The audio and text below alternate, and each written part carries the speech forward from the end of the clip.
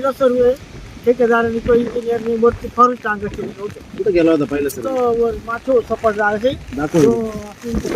वरती माथे आहे सपाट. ह्या झाडांच्या वरती सपाट आहे का? वरती सर्वे झालेलं होतं.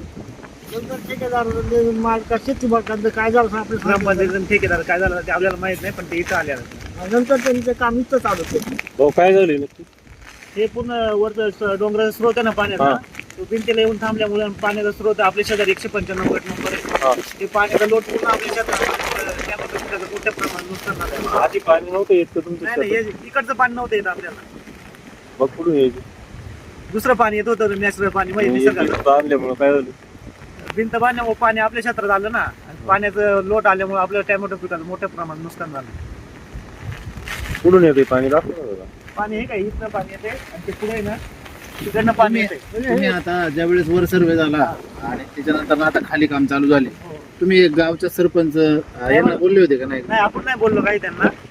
सदस्य वा तुमच्या हा, संरक्षण होते आपल्या गावाचं, सगळ्यांचं संरक्षण झालं, त्यामुळे आपण काही कोणाला हरकत घेतली नाही. पण आपल्या शेतकऱ्याचं पण संरक्षण करायला पाहिजे होतं ना ते.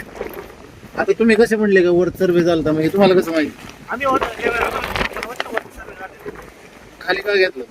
ते ठेकेदारांनी किंवा ग्रामपंचायतीनं काय झालं ते आपल्याला नाही कल्पना, पण ते खाली भिंत आली तेव्हा आता तुमचं नुकसान झालंय, मग तुम्ही आता विचारलं का नाही त्यांना?